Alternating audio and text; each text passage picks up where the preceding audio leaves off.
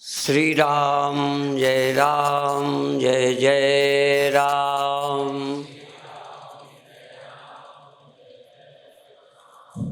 श्री राम जय जय राम।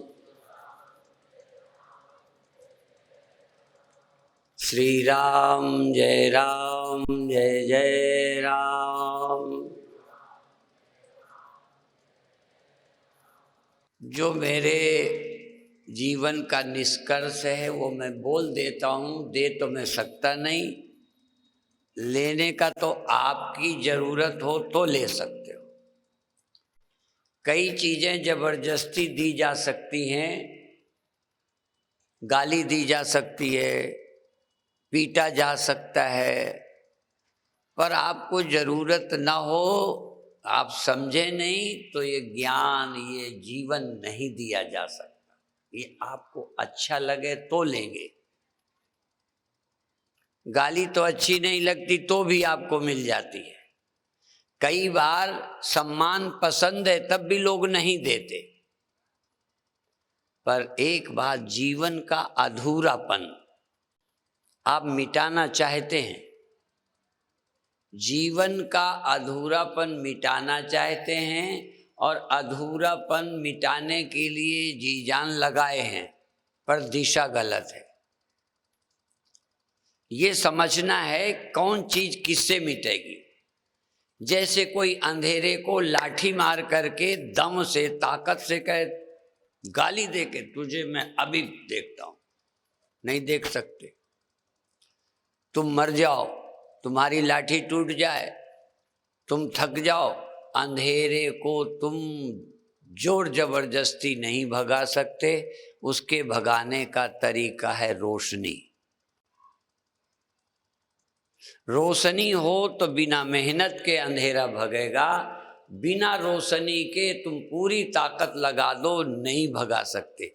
रोशनी की शर्त नहीं कि मिट्टी का तेल का दिया जला रहे हो, कि सरसों के तेल का जला रहे हो, कि लकड़ी जला रहे हो, कुछ भी जलाओ, रोशनी होगी तो अंधेरा उस एरिया को छोड़ेगा। यदि तुम्हारे अंदर दुख है, कमी है, उस कमी को तुम कर्म से नहीं भगा सकते। कर्म से जो भग सकता है वो भी बताऊं। कर्म से तेल इकट्ठा करो, कर्म से बत्ती इकट्ठी करो, कर्म से जलते हुए दिए के पास अपना दिया ले जाओ, बिजली के तार लगाओ, बल्ब लगाओ, ये करने का विषय है। रोशनी तो यदि सब तैयारी है और बिजली होगी तो रोशनी हो जाएगी। आजकल ऑटोमेटिक गीजर रहते, चालू कर दिया है, चल रहा है, जब भी पानी ठंडा होगा वो आपे चालू हो जाएगा अपने आप। यदि एक बार आप पूर्णता पालेंगे तो जब जब कमी आपके ख्याल में आएगी, उस पूर्णता का स्मरण अपने आप ऑटोमेटिक हो जाएगा। जब जब मौत आएगी तब तक अमृत आप पीने लग जाएंगे, पर मिल गया हो अमृत। मेरे गुरुदेव गाया करते थे, गगन गुफा में भरी है घनौची। हम यूपी में पानी जहाँ रखते थे उसे घनौची बोलते थे, अब तो रखते ही नहीं है, नल रहते हैं और कुछ रहता है। पर जब के गीत हैं तब घनौची होती थी। आप लोग क्या बोलते हो मुझे नहीं पता, यूपी में घनौची बोलते थे। तो गगन गुफा में भरी है घनौची, काहे कि अमृत की आनंद। पी पी संत भये मगना, संत पी पी कर मगन हो जाते। और ये जिसको भी पीना आ जाए, जब प्यास लगे पिए। आपके यहाँ घनौची होती है तो पानी पीने के लिए अपने घर में किससे पूछते हो? जब जब प्यास मालूम पड़े पी लो। एक कैंपा कोला या कोका कोला, मुझे याद नहीं है, एक बोर्ड में लिखा था, जी चाहता है प्यास लगे। क्यों चाहता है जी? प्यास लगे तो एक बोतल पी ले, प्यास के बिना क्या करें, जगह तो चाहिए। तो जी चाहता है प्यास लगे। यदि आपको मिल जाए अमृत तो लगेगा कब मौका मिले, फिर जरूरत पड़े तो फिर मैं पी लूं। अभी तो जरूरत पड़े कंपा कोला नहीं है। अभी आनंद की जरूरत है, मिलता नहीं है। अपने में नहीं मिलता तो पड़ोसियों से आनंद की भीख मांगते हैं। हम चाहते हैं कोई व्यक्ति पेट के लिए भीख ना मांगे, बल्कि कोई भूखा मिले उसे दे दे। साईं इतना दीजिए जामे कुटुंब समाए, मैं भी भूखा ना रहूं, अतिथि ना भूखा जाए। इतना धन चाहिए कि मैं भूखा नहीं रहूं, औरों को दे सकूं। और ज्यादा हो तो हो जाए, मेरी मांग इतनी है। हर एक को इतना मांगना ही चाहिए कि मुझे जरूरत पर भूखा ना रहूं। ऐसा नहीं कि भूख लगी और भोजन नहीं है, मुझे मांगना जाना पड़े। पर फिर भी एक छूट देता हूं कि यदि भूख लगे मांगना पड़ जाए है तो अच्छा नहीं, पर कोई बात नहीं। वो छोटे भिखारी हैं जो भूख में मांगते हैं, जो भूख लगने पर मांगते हैं, पेट की भूख लगने पर मांगते हैं, वो भी भिखारी हैं, पर सबसे छोटे हैं। सबसे बड़ा भिखारी वो है कि रोटी भी है, धन का अंबार लगा है, बिल्डिंग भी है, बड़े बड़े पदों में बैठे हैं, फिर भी हमारी बुद्धि अभी अतृप्त की अतृप्त, भूखी की भूखी है। ऐसे आदमी नहीं है जिनके अंदर ये सब ठीक है फिर भी भूखे हैं। ये सम्मेलन उस भूख का इलाज है। कर सकूं न कर सकूं, तुम हमारी भी दवा खाओ या ना खाओ, ये गारंटी नहीं है। पर यदि तुम्हारी दिमागी भूख नहीं मिटती तो ना हमने समझा पाया ना तुमने समझ पाया। ये पहचान है।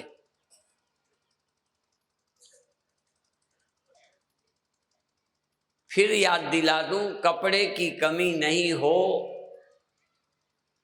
भोजन की कमी नहीं हो, रहने की जगह की कमी नहीं हो, ये तो पहला पुरुषार्थ है। पहला इतना तो करना ही चाहिए। जो इतना नहीं करता या तो वो देश का बोझ है, या फिर इसके अलावा तीन के लिए वो नहीं करता, वो तुम्हारी दिमागी भूख को पूरी करने में लगा है, इसलिए उसकी ये भूख तुम पूरी करो। सन्यासी माने कौन? ध्यान रखना, ये दोनों तरफ इशारे हैं। सन्यासी कौन? जो रोटी नहीं कमाता, मकान नहीं बनाता, कोई दुकान नहीं करता, वो सिर्फ परमात्मा की खोज में, चिंतन में लगा है और अंदर से स्वयं संतुष्ट हुआ है। वही संतुष्टि का ढंग समाज को बांटता है, उसे सन्यासी कहते हैं। भूखे का नाम सन्यासी नहीं है। जो स्वयं भिखारी है वो सन्यासी नहीं है।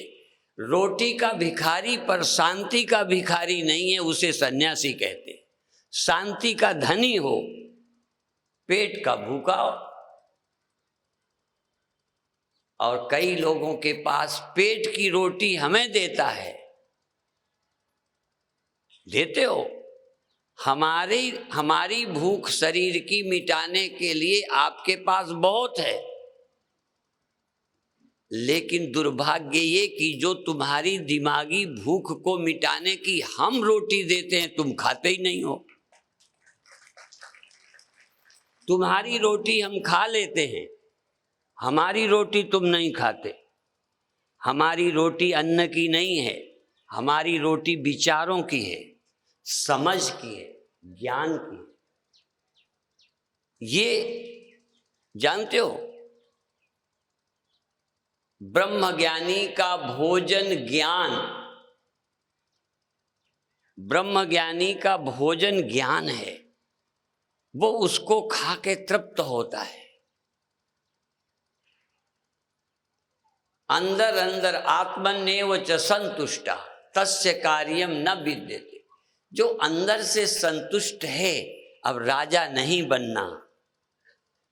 यदि राजा बनाया जाए तो तुम्हारा काम करेगा, राजा बन के अपना काम नहीं करेगा। अपना तो उसका पहले मन भर गया, अपनी भूख मिट गई। असल में देश के कर्णधार उन्हें बनना चाहिए जिनकी अपनी भूख रही नहीं, समाज की जरूरतें पूरी करने के लिए काम करता है। ये हो सकता है कि करोड़पति ज्यादा धन देगा, लखपति कम देगा, छोटा व्यक्ति थोड़ा देगा, पर जो अपने रोटी से, कपड़े से, मकान से ज्यादा है वो मेरा नहीं है। न मेरा है न मेरे लिए है। यदि ज्यादा मेरे लिए है तो अहंकारी हो, अभिमानी हो, ना समझ हो। ध्यान दो, ज्यादा का मतलब तुम अपनी बुद्धि को देखकर तृप्त हो रहे हो, पद देखकर, धन देखकर, वैभव और बिल्डिंग देखकर। यदि आप धन से मन को भर रहे हो, देखते जाना, यदि धन से, पद से मन को भर रहे हो तो तुम्हारा मन कभी ना भरेगा। तेरा मन घट कभी ना भरेगा। ओस के पानी से तेरा मन घट भरेगा नहीं। ये संसार ओस है। संसार से मन की प्यास, मन घट नहीं भरता, तन घट भरता है। तो तन घट को जितना चाहिए, तन घट को रोटी चाहिए, तन घट को कपड़ा चाहिए, तन घट को मकान चाहिए। और मन घट को यदि मकान चाहिए, ध्यान रखना, यदि मन घट को मकान चाहिए तो इसको गिरवा के और बनाओगे, इसको कपड़ा फेंक के नया बनाओगे, और बहुत धरे रहेंगे तो भी नए बनाओगे।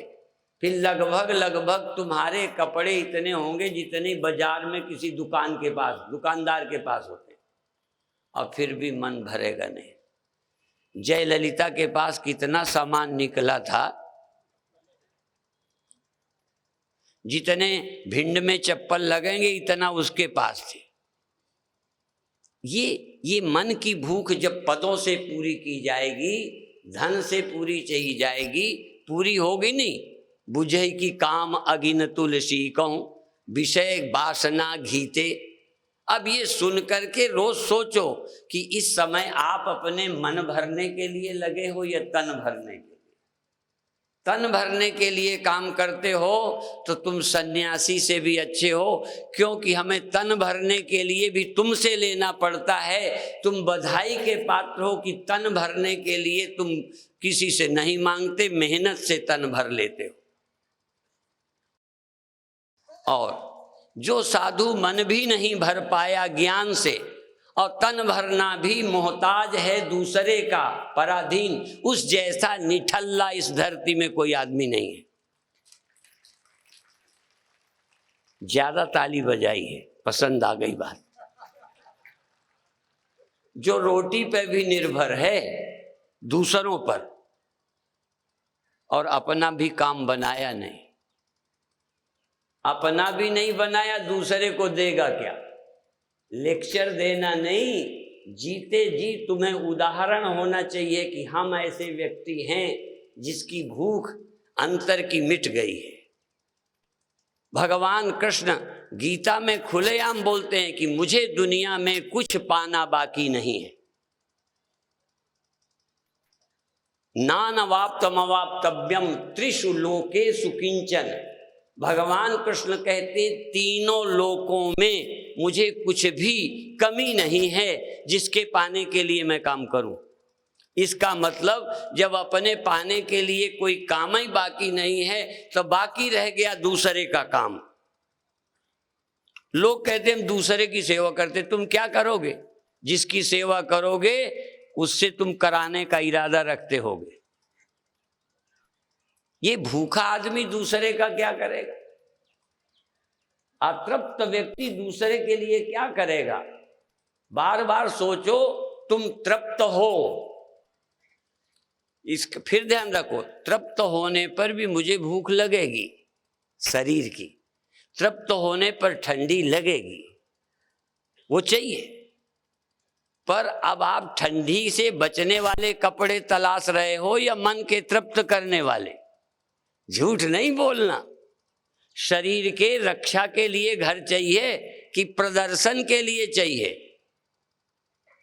देख लो, अब दिखाने के का मन की खुराक पूरी करने के लिए तेली के बैल की तरह लगे हो या परहित में लगे हो? परहित सिर्फ वही कर सकता है जिसकी अपनी कोई आकांक्षा नहीं रही। परहित सरिस धर्म नहीं भाई, परहित के समान कोई धर्म नहीं है।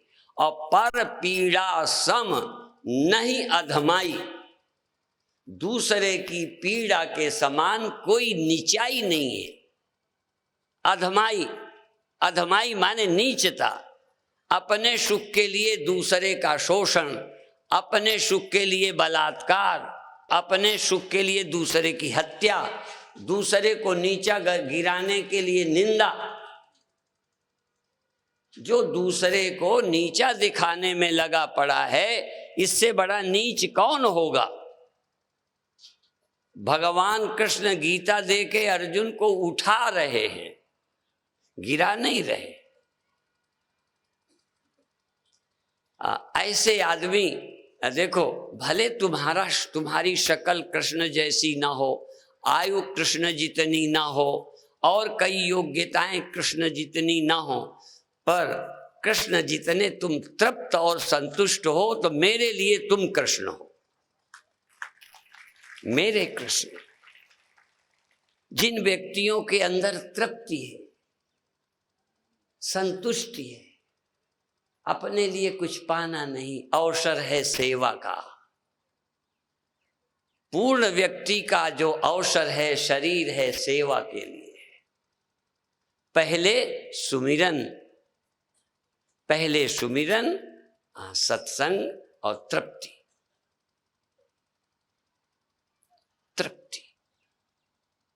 संतुष्टि।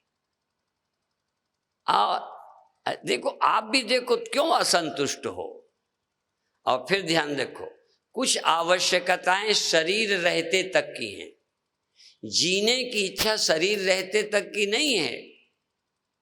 खाने की जरूरत शरीर रहते तक, कपड़े की जरूरत शरीर रहते तक, मकान की जरूरत शरीर रहते तक, या जिनसे तुम्हारा रिश्ता है उनके लिए।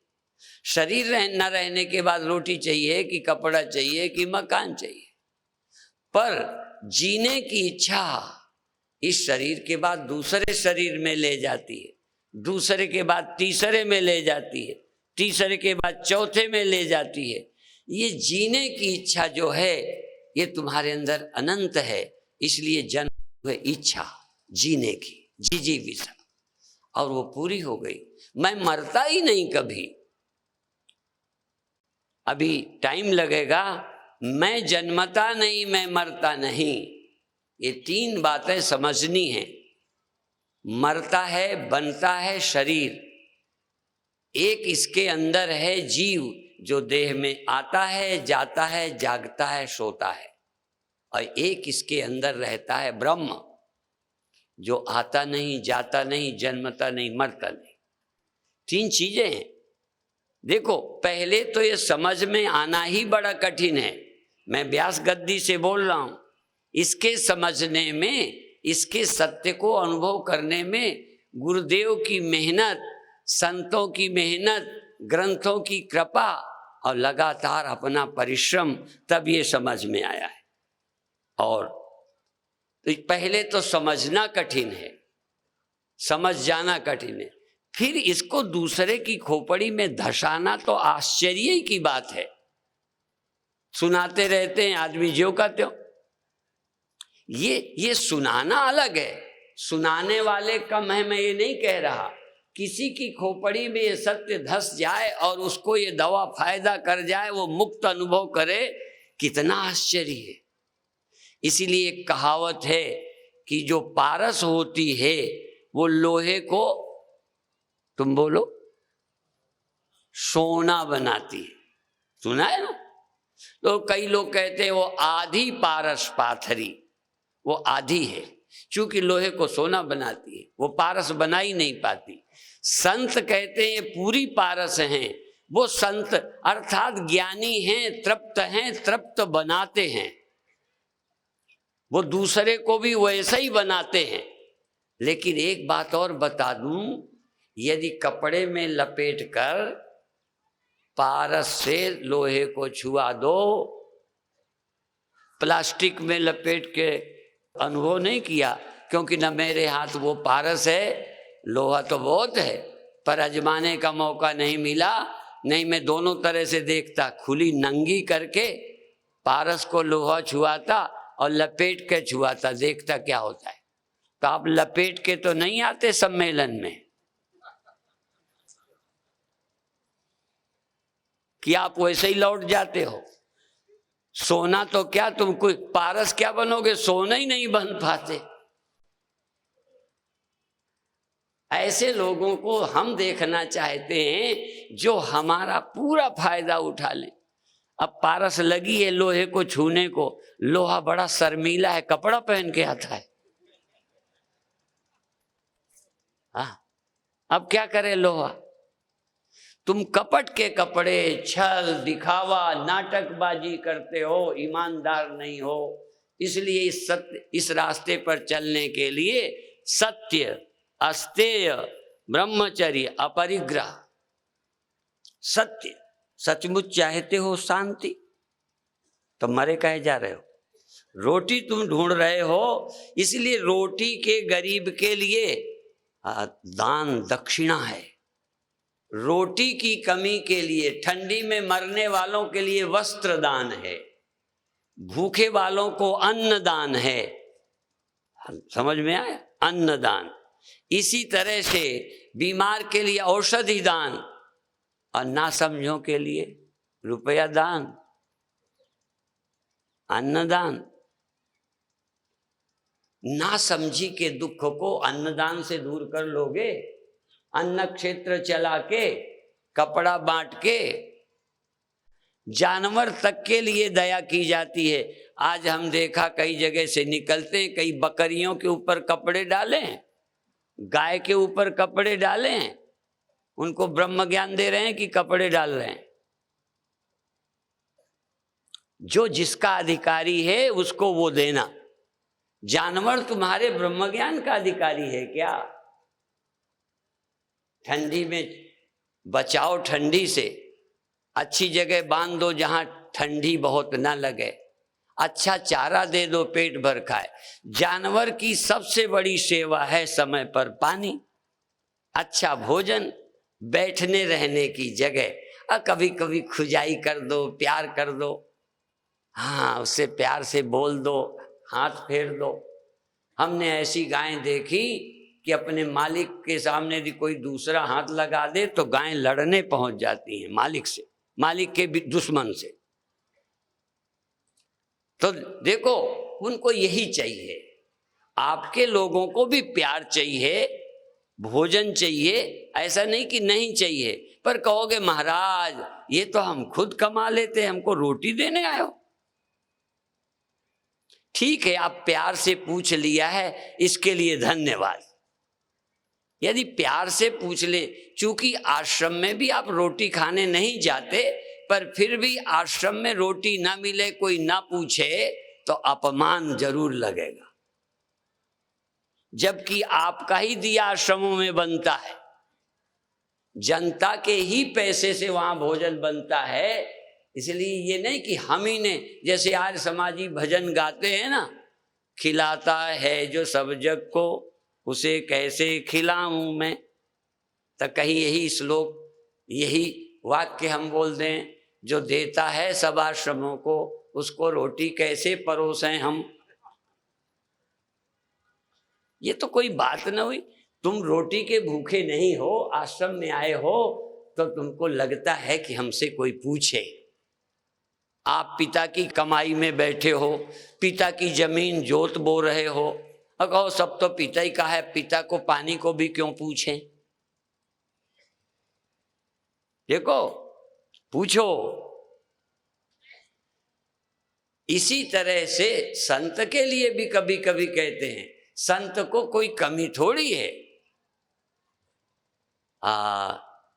संत जो है रोटी का भूखा नहीं है, संत प्रेम का भूखा साधु है।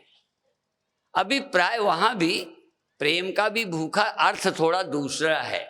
वो तुमसे प्रेम नहीं करो तब भी तुमका नहीं, पर वो ये चाहता है तुम प्रेम करोगे ना। यदि तुम्हारा प्रेम, मान लो हमने नहीं पूछा रोटी को, तो तुम्हारा घिस कुछ नहीं गया, तुम्हारा प्रेम घट गया मेरे प्रति। और प्रेम तुम्हारा घट गया तो हमारा ज्ञान ले ही नहीं सकते हो। यदि तुम्हारी नफरत हो गई हो मुझसे और मैं मंच में बोलूं तो तुम श्रद्धा से सुनोगे? कहेंगे बकवास करता है बाबा। लोग चाहते हैं कि हम कुछ न करें, लोग हमारा ज्ञान ले जाएं। तुम्हारा ज्ञान तभी लेंगे जब तुम्हारे जीवन में कुछ होगा। तो अभिप्राय है, संत प्रेम का भूखा भी नहीं है, पर वो कहता है कि तुम्हारे अंदर प्रेम होगा तो तुम्हारी भूख मिटा दूंगा। मैं तो भूखा नहीं हूं, पर तुम्हारे प्रेम के बिना मैं तुम्हें कुछ दे नहीं सकता। भगवान कृष्ण अर्जुन से क्या चाहते हैं? पर कहते हैं श्रद्धावान लभते ज्ञानम। श्रद्धावान ज्ञान प्राप्त करता है, इसलिए तू श्रद्धा कर। और कहते पत्रम पुष्पम फलम तोयम यो में भक्त्या प्रयच्छति। तू पत्र पुष्प फूल फल कुछ भी दे, मैं बड़े प्रेम से स्वीकार करूंगा। तेरा दिया मैं लूंगा। तो भगवान कोई भूखे मर रहे हैं?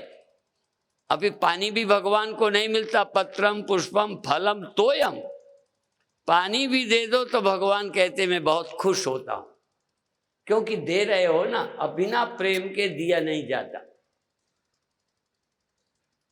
यदि तुमने दिल से दिया होगा तो प्रेम जरूर होगा। कभी कभी शर्म बस भी दे देते हो, प्रेम एम नहीं है।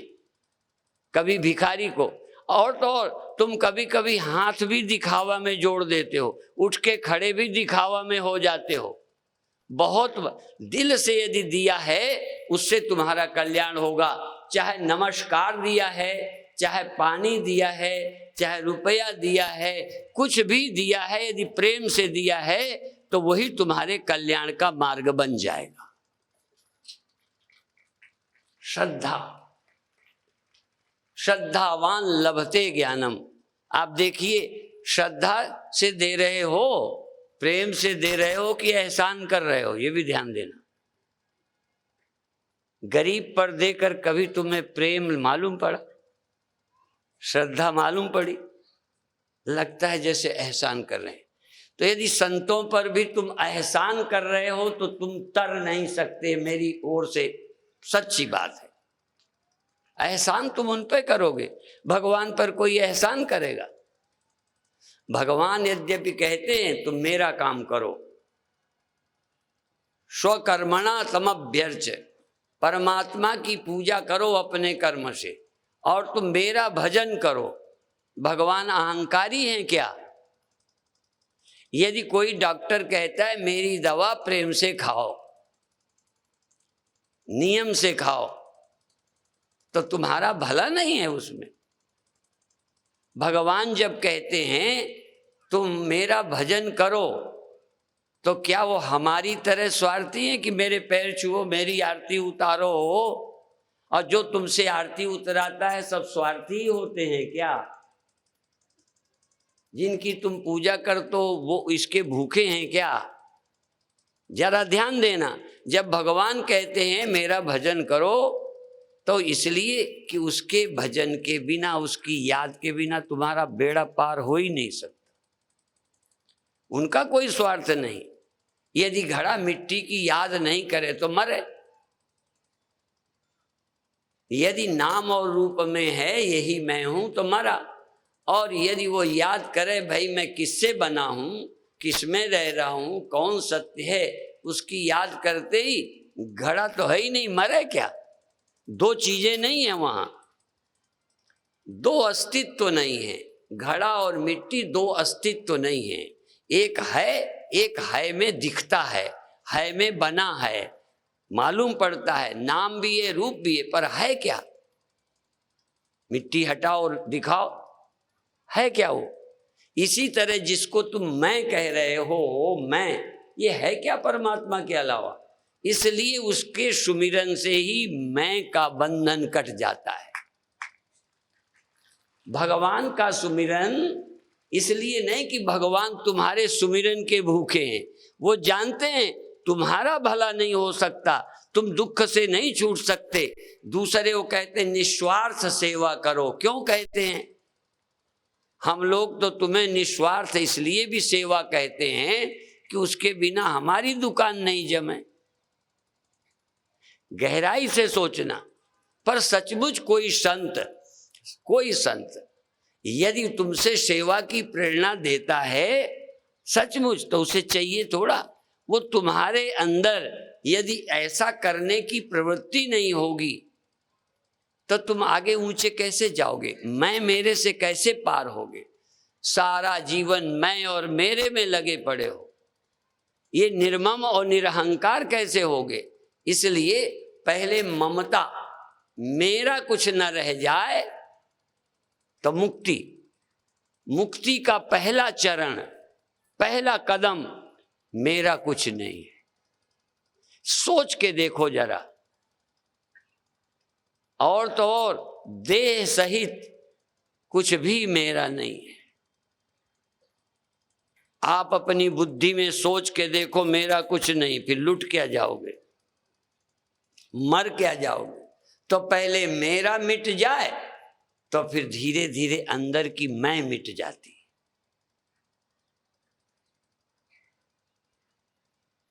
अभी और नहीं समझ आया तो बहुत मोटा बता दें। बुद्धि जब सो जाती है, बुद्धि दिमाग सो जाता है तो मेरा कुछ नहीं और मैं कुछ नहीं, फिर बंधन क्या है? तो क्या ये मैं बिल्कुल खड़ा ही ना हो? ये मैं भी नहीं, मेरा भी नहीं, बुद्धि रहे नहीं, ये नहीं रहे नहीं, ये समझाने के लिए है। जब नींद में मैं मेरा नहीं था तो कोई दुख नहीं था, तो अब भगवान ने तुम्हें क्यों मैं दे दी है, मेरा दे दिया? कहते इसका उपयोग करो, पर मैं और मेरे को झूठा समझो। सत्य तो केवल परमात्मा है, मैं मेरा तो झूठा है। इसलिए मैं के रहते, मेरे के रहते कहीं गहरे में न मैं रह गया न मेरा रह गया। बर्तन नहीं फोड़ना, दीवालें नहीं गिरानी, सब नाम रूप मिटाकर मिट्टी नहीं करना, नहीं तो बनाने की जरूरत ही क्या थी? यदि दुनिया मिटाना मोक्ष है तो बनाते नहीं, सब मुक्त। भगवान चाहते हैं दुनिया हो, द्वैत हो, अनेक हो, अनेक दिखें, पर इन सब में एक देखो और आनंद में रहो। ये है अभिप्राय। देह दिखेगा नहीं, मैं आए नहीं, मैं नहीं आए तो मुक्त ही थे, जन्म न होता तो मुक्त ही थे। अब भगवान चाहते हैं जन्म हो, देह हो, अनेक दिखें, फिर भी तुमको अनेक सत्य न लगें। एक सत्य अनेक मिथ्या, एक सत्य अनेक लीला, एक है बाकी मालूम पड़ता है। ये मालूम पड़ जाए बस, यही अहंकार, अहंता और ममता का नाश है। नाश का मतलब विलय नहीं कर देना, खोए नहीं रहना। कई लोगों को ये शिकायत कि मैं फिर आ जाती है, सुबह जग गए तो कोई मैं आ गई। ऐसी मैं तो बधाई के पात्र है। यदि ये मैं ना आवे किसी ज्ञानी की सुबह तो तुम्हारे से क्या लेना देना, क्या सुनाएगा? यदि भगवान देह ना होता, भगवान अपनी मैं लेके ना आते तो क्या अर्जुन को समझाते? पर ज्ञानी की मैं नहीं है, ज्ञानी का मेरा नहीं है। दिखाई पड़ता है कि वो सुबह जगे बोल रहे हैं, वो औरों के लिए हैं, अपने लिए तो वहां न मैं है न मेरा है। जैसे स्वप्न में, एक बात और समझो बड़ी मजेदार। अच्छा, स्वप्न में तुमको मैं दिखाई पड़ जाऊं, तुम देखो, मैं नहीं। स्वप्न में तुमको दिखाई पड़ा स्वामी जी प्रवचन कर रहे हैं और तुम सुन रहे हो, ठीक है। जागने पर कौन सही निकला? स्वामी जी हैं वहां, वो तो स्वप्न वाले के गढ़े हुए स्वामी हैं। स्वप्न वाले को दिख रहे हैं स्वामी। स्वामी जी से कोई जाग के पूछे रात तुमने उसको सुनाया, कहेंगे नहीं।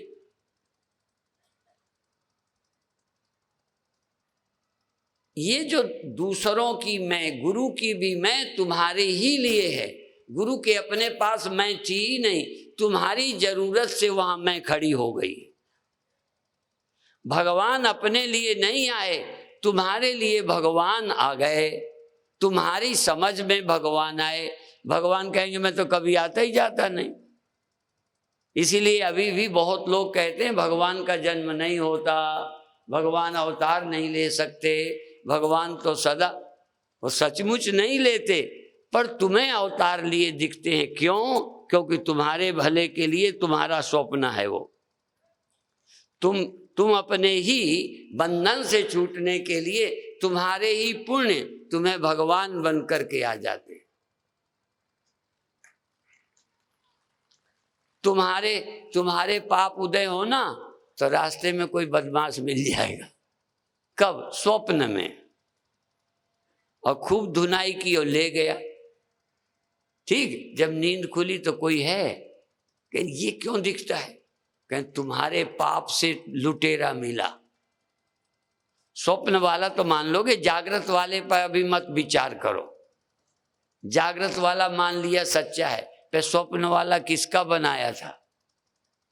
स्वप्न में एक्सीडेंट हुआ, किसका बनाया था? तुम्हारे ही ख्याल का। ऐसा ख्याल क्यों बना? कहें तुम्हारे पाप से। ऐसा तो बन सकता था, एक मिल गया कार में बिठा के आराम से घुमा लाया। ये अच्छा स्वप्न भी नहीं देख सकते यदि तुम्हारा पुण्य ना हो, और बुरा स्वप्न भी नहीं देख सकते यदि तुम्हारा पाप ना हो। इसलिए काहू न को सुख दुख कर दाता, निज कृत कर्म भोग सब भ्राता। और जब तुम्हें कोई दुख हो तो सोचा करो ये बहू थोड़ी है दुख दे रही। हाँ, अब बहू में भी सोच लें, सास नहीं खराब है, तुम्हारे पहले जन्म के कर्म हैं जो सास बन गई है। हाँ, जैसे कर्म तैसे ही सास। अच्छे लोग क्यों मिल गए? अब देखो, संत बन के भी मिल जाते। हनुमान जी को मिल गया था ना रास्ते में काल नेमी। अब बताओ,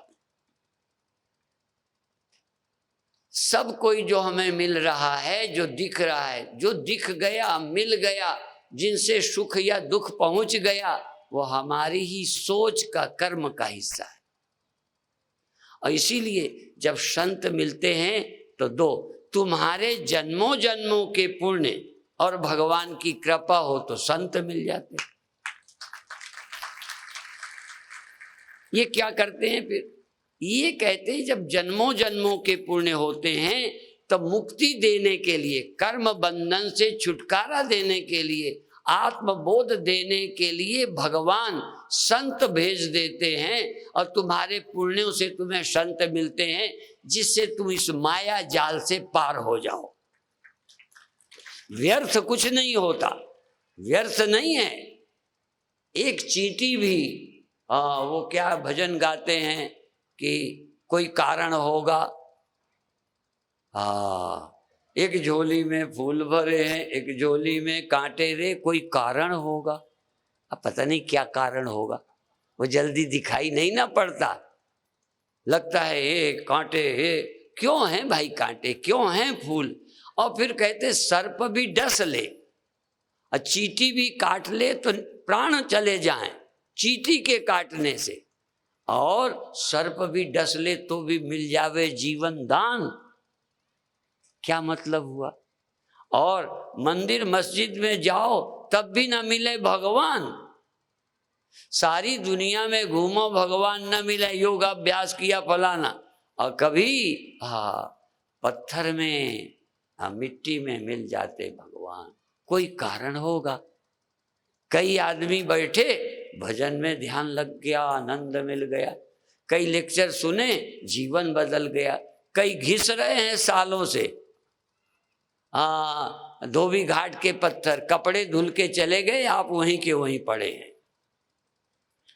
ये इसलिए कभी कभी अंदर से सोचो, हे प्रभु हमारा नंबर क्यों नहीं आ रहा, कौन सी गलती है, कौन सा पाप है, इसलिए थोड़ा ध्यान देने लग जाओ तो बात बन सकती है। ये जीवन बड़ा कीमती है, सोचना शुरू करो जीवन के विषय में। मैं कौन हूँ, क्यों आया हूँ, देह क्या मेरा परमानेंट घर है?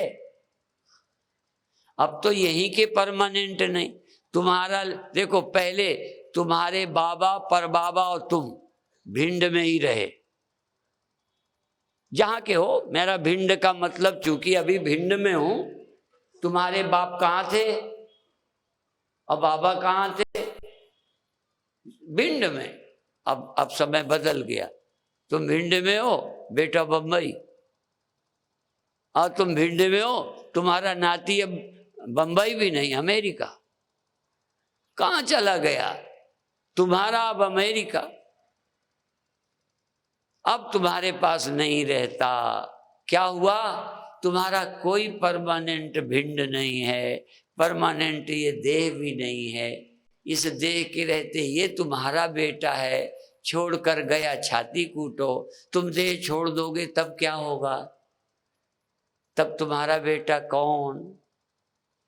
तुम्हारा बेटा तुम्हारा देह दोनों कर्मों से मिले हैं, इसलिए तुम बिना कर्म के क्या हो?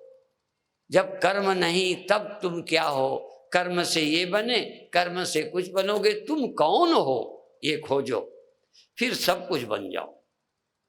सत्य को पा लेने के बाद बनना भी खेल होता है। इसलिए ये ध्यान दो कि देह कब तुम्हें मालूम पड़ता है? जागृत अवस्था में। बस गणित की तरह सुनना, अब एक लाइन इधर उधर मत करना।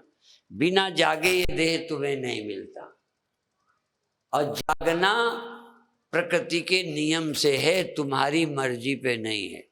तुम चाहो 10 वर्ष हम जागते ही रहें, दिन भर काम ही करें, न शरीर की सामर्थ्य तुम पर निर्भर है और न जगना तुम पर निर्भर है। ये गुणा गुणे सुवर्तन्ते मत्वा न सज्जते प्रकृते क्रियमाणानि गुणै कर्माणि सर्वशः अहंकार विमूढ़ात्मा कर्ता हम इति मन्यते। मानता है कि मैं जगता हूं। देखो ध्यान रखो, अभी तुम करता हो इसलिए तुम्हारी जिम्मेदारी है इतने बजे उठो। अभी तुम खाने वाले हो इसलिए ये खाओ। अभी तुम हिंदू हो, इस पंडित हो, बनिया हो, ठाकुर हो, जो भी हो इसलिए ये ख्याल रखो, खाते समय, बोलते समय, आचरण करते समय तुम साधु हो, इसलिए ध्यान रखो। जब तुम्हें ये पता चल जाए मैं साधु नहीं हूँ, मैं आदमी नहीं हूँ, मैं जीव नहीं हूँ, जब ये समझ आ जाए ये प्रकृति काम कर रही है, ये प्रकृति ने शरीर बनाया, जवान किया, बूढ़ा किया, प्रकृति ही जन्म मरण है। जागना सोना बुद्धि का स्वभाव है, नेचर है। ये तो नेचर का धर्म है, ये मेरी नेचर नहीं। एक होती है ट्रू नेचर, ये मेरी ट्रू नेचर नहीं है, ये अपरा प्रकृति है। एक परा प्रकृति है और मैं अपरा और परा प्रकृति दोनों से कुछ भिन्न हूं। ये अपरा प्रकृति है, पंचभूता भूमिरापो नलो वायु खम मनो बुद्धिरेव च अहंकार इति यम में भिन्ना प्रकृतिरष्टधा।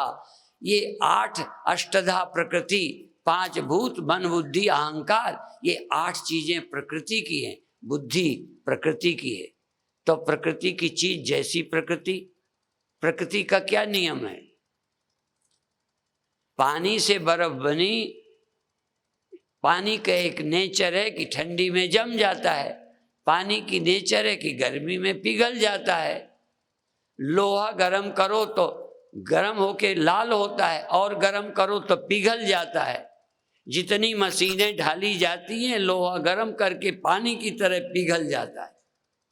हो सकता है मिट्टी गीली करते हो, घड़ा बनाते हो, पका लेते हो, क्योंकि मिट्टी में ये संभव है, बीज में उगने की नेचर है, वो उग जाता है। ठीक इसी तरह से प्रकृति की, अब प्रकृति माने प्रकृति, अब उसको हम क्या कहें? और सबकी प्रकृति होती है, जल की, वायु की, बर्फ की, कपड़ों की, शरीर की प्रकृति है। और इनकी सबकी बाप असल में प्रकृति है। उद्भव स्थिति संहार कारणीम क्लेश हारणीम सर्वश्रेयस करीम सीताम नतोहम राम वल्लभाम।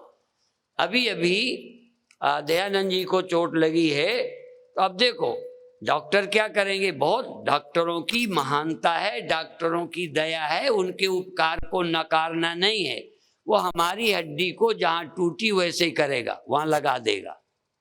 देखो कलमी आम देखे ना, अब तो कलमी हर पौधा मिलने लगा। क्या करते हैं? हमने प्रकृति समझी, उसको सहायता की, इसकी डाल थोड़ी छीली, इसकी छीली और इसके साथ बांधा, और बांध करके लपेट कर बांध दिया।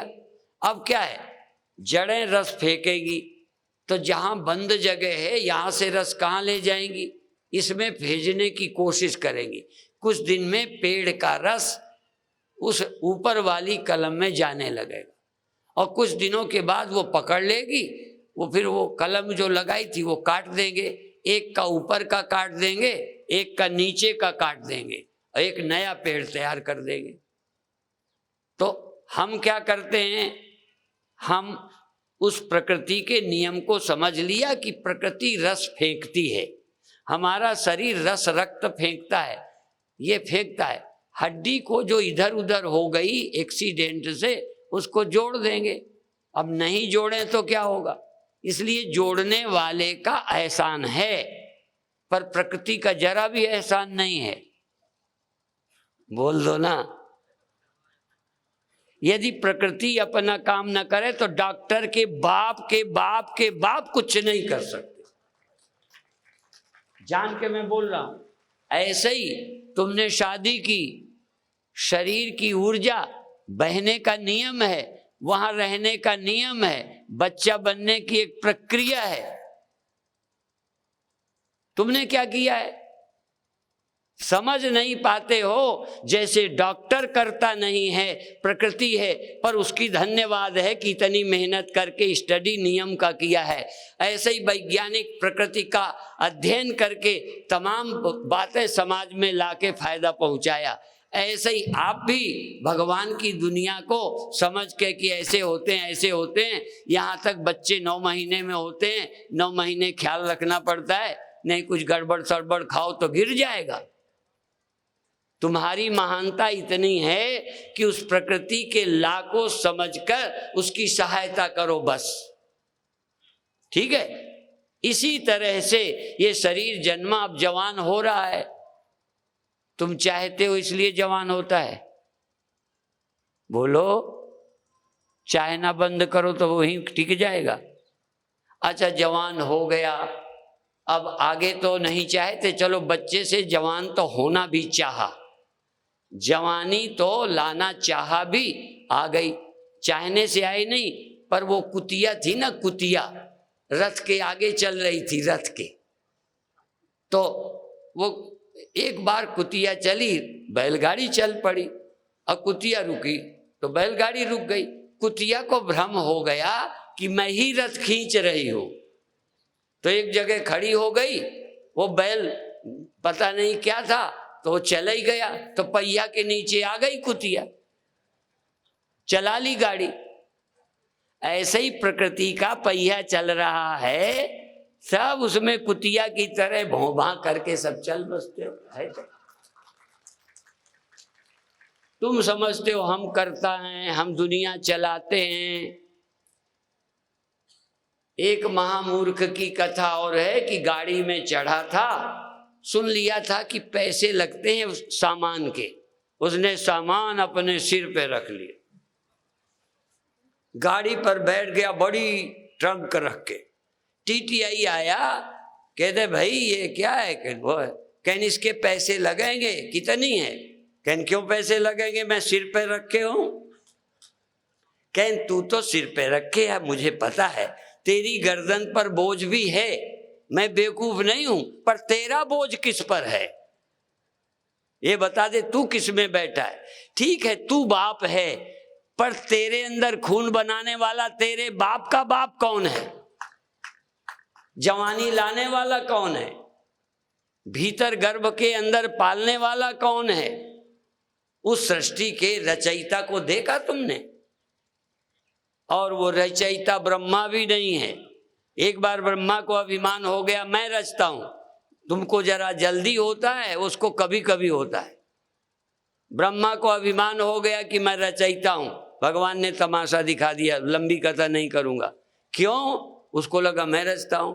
ब्रह्मा को ये ख्याल नहीं आया कि मैं पैदा हुआ हूं कि नहीं। यदि ब्रह्मा पैदा हुआ तो ब्रह्मा रचना है कि रचयिता है? तुम रचना हो प्रकृति की कि रचयिता हो? तो रचना अपने को रचयिता मान बैठी, ब्रह्मा हो चाहे कोई हो। और सच बताऊं, न तुम पालन करता हो, न संहार करता हो, न रचयिता हो, एक ही परमात्मा से सब कुछ होता रहता है। पर कोई नहीं मानता, सब जगह ब्रह्मा बैठे हैं। कोई कहेगा हम ना होते तो ये ना होता, हम ना होते तो ये ना होता, हम न खाते। तुम खाते हो? तुम न खा के दिखा दो यदि खाने वाले हो। भूख तुम लगाते हो क्या? पूछ लो। यदि भूख लगाना मेरे हाथ में होता तो देखो मैं सत्य सौगंध करता हूं कि मैं ना खाता। क्यों ना खाता? बिना खाए रहता तो तुम्हारे क्या भिंड के क्या सारे विश्व के लोग आते कि ये कैसे खोपड़ी खाता ही नहीं, और मेरी बात सब मान लेते। पर क्या करूं, जैसे तुम खाते हो तैसे ही मैं मजबूर हूं, तुम भी मजबूर हो। यदि मैं बुढ़ापा रोक लेता, मेरी मर्जी पर होता शरीर, तो मैं 500, 700, 1000, 2000, 10,000 वर्ष का तो मैं ही ब्रह्मा होता और सबको कहता देखो तुम लोग बुढ़माए नहीं। लेकिन न प्रकृति मुझे छोड़े न तुम्हें छोड़े। ब्रह्मा को भी नहीं छोड़ा प्रकृति ने, उसे भी बूढ़ा कर दिया। 100 वर्ष की आयु उसकी होती, वो भी चल बसता है। अर्थात इस सृष्टि में एक को छोड़कर कोई परमानेंट नहीं है, एक को छोड़कर, और वो एक सब में रहता है, सब उसी के हैं, वही सब में रहता है। उस सत्य को पहचान कर ब्रह्मा की तरह निमित्त बन जाओ, अकड़ना मत, नहीं तो रिटायर्ड हो जाओगे।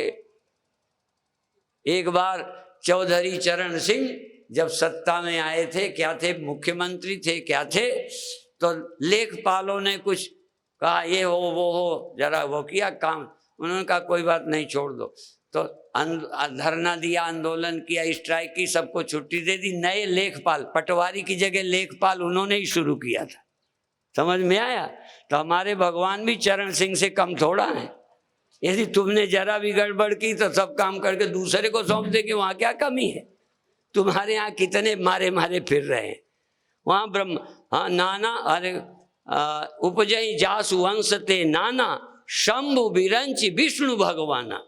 पढ़े हो ना? ये चौपाई मैंने तो नहीं बनाई, ये वेदांतियों ने तो नहीं बनाई। उपजई जासु अंश ते नाना शंभु बिरंच विष्णु भगवान। एक वो है जिससे सब पैदा होते हैं। यन माया वसवर्ति विश्वमखिलम ब्रह्मादि देवासुरा यत् सत्वाद मृषैव भाति सकलम रज्जौ यथा हेर ब्रह्मा। यह सिद्धांत अंधविश्वास नहीं है कि तुम ये ईश्वर हम नहीं मानते। आज समाज जी कहते हम इसको नहीं मानते, तुम कह दो कि हम देवी देव ना मानो। एक को तो तुम्हारे बाप को भी हम मनवा के छोड़ेंगे। एक को इनकार नहीं करने देंगे। एक सत्य था, है और रहेगा, आज सच जुगाद सच है भी सच, नानक होसी भी सच। एक का कभी जन्म नहीं हुआ, एक की कभी मौत नहीं होती, और उसी एक से सब हुए हैं, इसलिए जो जो उससे हुए इन सब में एक रहता है। एक मिट्टी से जितने बर्तन बनाओगे, ये बताओ किस बर्तन में मिट्टी ना होगी? छोटा बनाओ तो नहीं होगी, बड़ा बनाओगी तो होगी, अच्छा बनाओगे तो नहीं होगी, रद्दी बनाओगे तो नहीं होगी। जब बने ही मिट्टी से हैं तो सब में होगी। ये संसार एक से हुआ है, एक में रहता है, एक में समाता है, तो एक इन सब में नहीं रहता। और जो इसमें अभी रहता है वो तुम्हें मिलता क्यों नहीं है? अब ये तुम बता दो। तुम में रहता है, तुम में, तुमको रितंबरा एक भजन गाती है, क्या कोई रिश्ता जरूर होगा। तुम तो कोई तो रिश्ता होगा। अंत में एक लाइन आती है कि तुम हम ही में रहकर हम ही से छिपे रहते हो। देखो 100% घड़े में मिट्टी रहती है, घड़ा को है लगता है, मिट्टी कोई ध्यान ही नहीं देता। गहने लगते, सोने का कोई ध्यान। आप सृष्टि देख रहे हैं, सत्य छिपा हुआ है। गूढ़ो आत्मा न प्रकाशते, इनमें छिपा है, दिखता नहीं। तो फिर देखना क्या है? कहीं सृष्टि तो गधे घोड़े कुत्ते बिल्ली भिंड मुरैना बम्बई कलकत्ता अमेरिका रसिया चीन जापान पाकिस्तान सब जगत देखता है। जगदीश की बातें करते, दिखता तो किसी मूर्ख को नहीं है। बुरा नहीं मानो, किसी मूर्ख को कहा है, किसी मूर्ख को नहीं दिखता, ये किसी किसी बुद्धिमान को दिखता है। इसलिए भगवान कृष्ण कहते हैं समम सर्वेषु भूतेषु परमेश्वरम विनश्यत्सु अविनश्यंतम यह पश्यति स पश्यति। सब में रहने वाले परमात्मा को, जो अविनाशी है, मरता नहीं, इस मरने वाले में न मरने वाले कोई कोई देख पाते। तुम्हें मरने वाला, बदलने वाला, दुखी होने वाला, अलेप, जिसको कोई छूता नहीं है, जो कभी मरता नहीं है, बदलता नहीं है। देखो ये ऊपर मरने वाला, इसके भीतर बदलने वाला, दो हैं।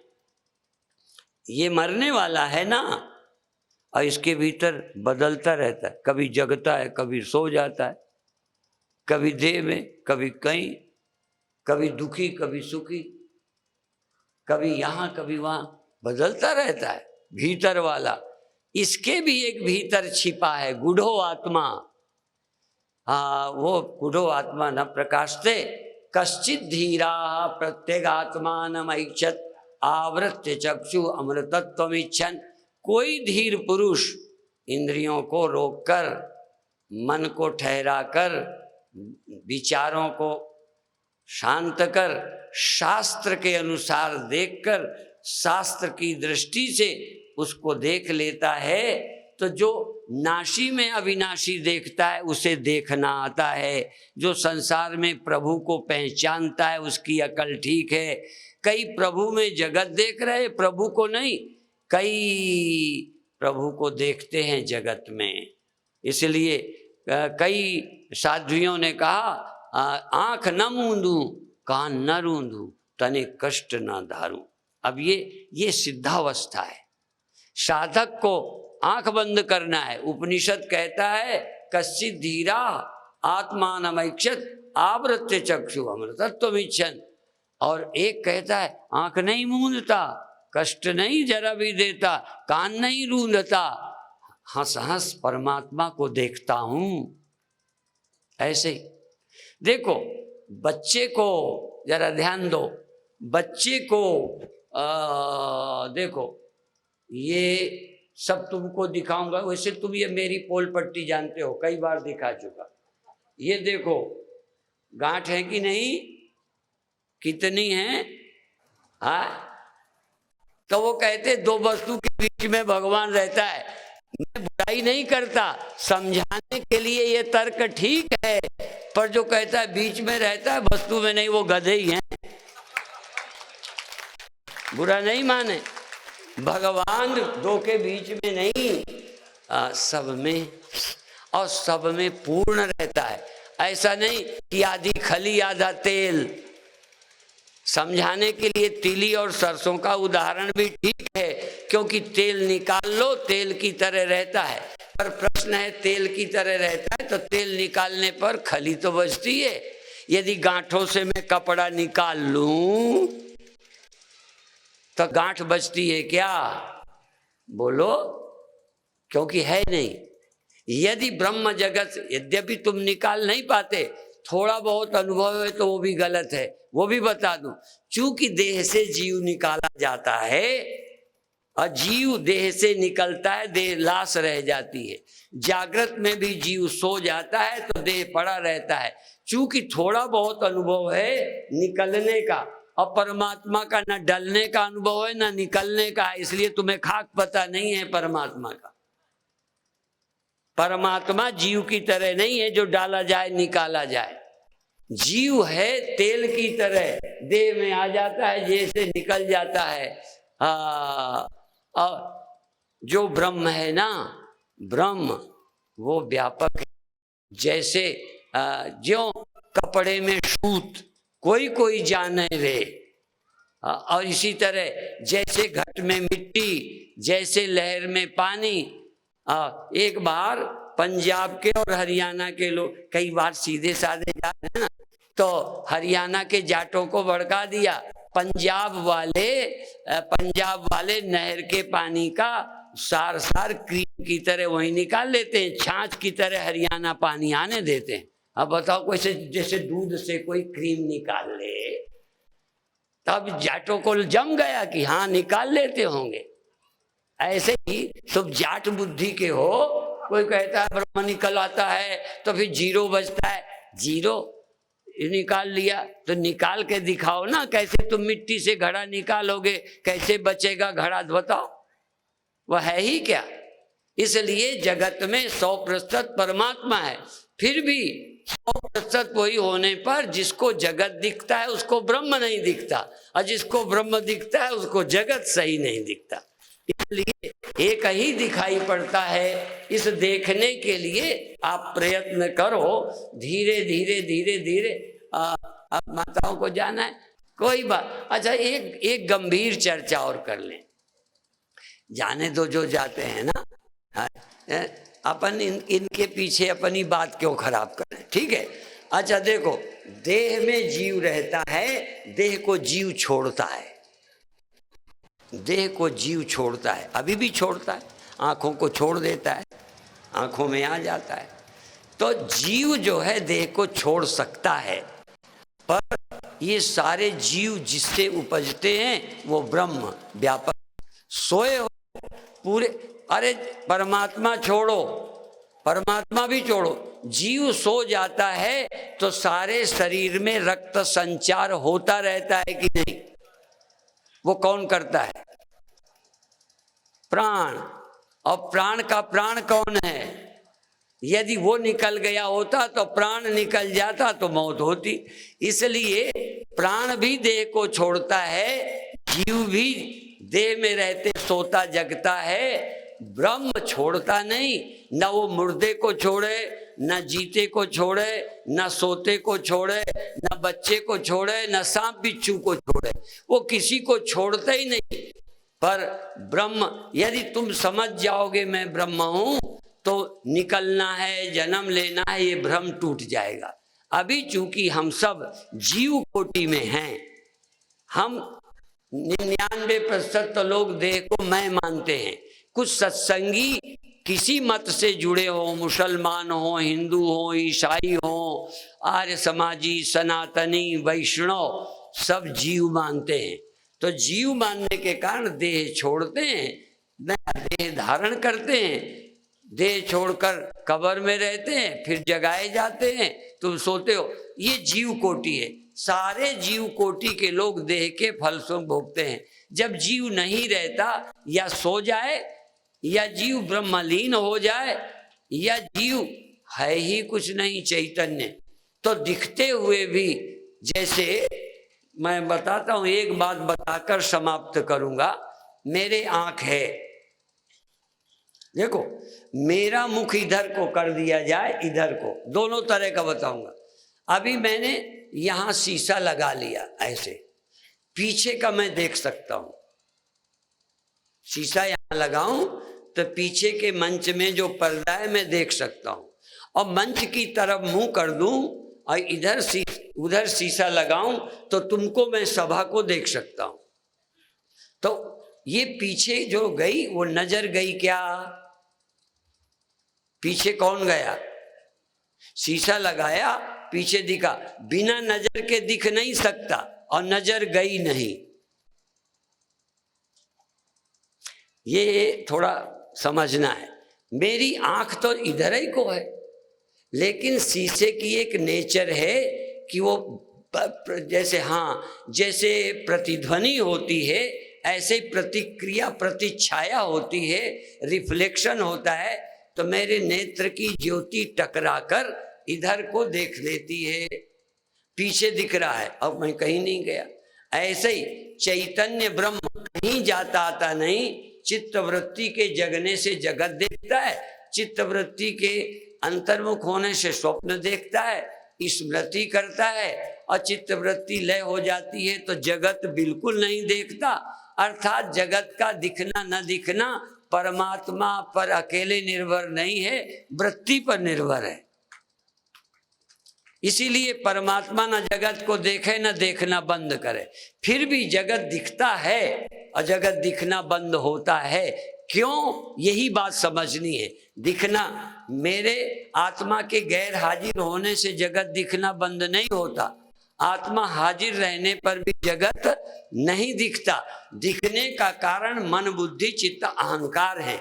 ये होंगे तो जगत दिखेगा, ये नहीं होंगे तो नहीं दिखेगा। जैसे तुम जागे रहो, सो नहीं, तुम्हारे कान बहरे कर दे या रुई लगा दे तो आप जागे हैं, सुनाई नहीं देता। आप में परिवर्तन किया या कान में, ऐसे ही आपको पट्टी बांध दी या आंखें बिगड़ गई, आप जागे हो, दिखता नहीं। आप नहीं बिगड़े, आंख बिगड़ी। जैसे ये आंख का इंद्रियों का धर्म है, ऐसे ही जगत प्रतीत होना बुद्धि का धर्म है। आत्मा की नेचर जगत देखने की नहीं है, पर इतनी जरूर है कि शीशा लगने से आंखों को ऐसा सब दिखाई देने लग जाता है जो आंखों को दिखाई नहीं देता। देखो, जो आंखों को दिखाई नहीं देता वो भी शीशा लगने से दिखाई देने लगता है। ऐसे ही यह जगत मन, बुद्धि, अहंकार के कारण दिखने लगता है, मिला हुआ लगता है, बिछुड़ा सा। यदि ये न हो तो न मिलता है न बिछुड़ता है। आत्मा सदा सर्वत्र व्याप्त है। एको देवा सर्वभूतेषु गूढ़ा, सर्वव्यापी सर्वभूतांतरात्मा, कर्माध्यक्षा सर्वभूतादिवासा, साक्षी चेता केवलो निर्गुणश्च। बाकी चर्चा सुबह की योगासन की यही करेंगे। आना है, सुबह का लाभ लीजिए, शाम को फिर इसी तरह से और हैं। हाँ, देखो, काम बना के जाओ इस बार। यद्यपि आज अच्छा होने पर भी मैंने जो कहना है अभी नहीं कहा, कल कहेंगे। आइए, ओम शांति शांति शांति। ओम जय जय